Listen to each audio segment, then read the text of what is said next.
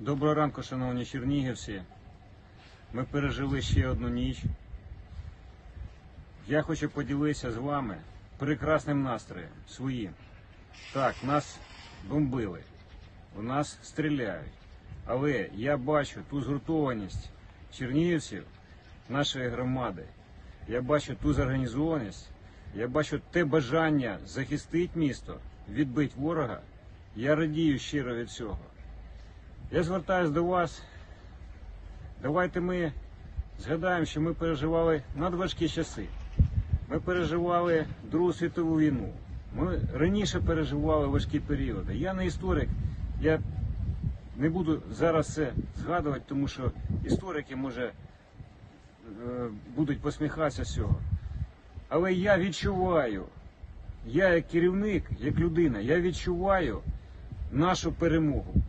Сьогодні прохання до вас, волонтерські організації, просто громадяни, які вже і в віці, і ви бачите, чим ви можете допомогти обороні міста, організації доставки харчів, організації доставки медикаментів. Телефонуйте в лікарню, у нас опорна лікарня друга і обласна лікарня. Будьте на короткому зв'язку, що називається, з територіальною обороною, що потрібно хлопцям. Підходьте до наших військових. Військовим очевидно, що потрібна їжа гаряча і потрібні засоби гігієни. Наша організація, наша згуртованість, ми вистоїмо, ми переможемо, я переконаний в цьому.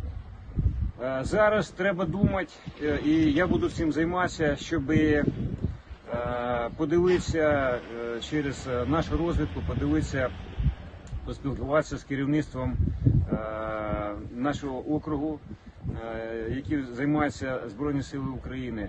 Взагалі, зараз стан російських військ такий, що пора вже почати їх щупати на їхніх позиціях.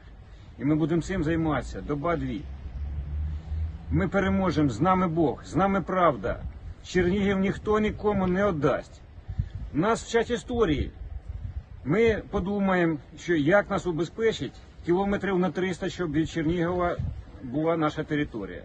Ми згадаємо ще історію, де були кордони Чернігівського князівства. Прийде час. Путін що зараз робить? Путін вбиває останні цвяхи в домовину дружніх відносин України і Росії. Путін, ви знаєте, це дійсно американський агент. Він знищує сьогодні Росію, на чию користь побачимо по торговим балансам.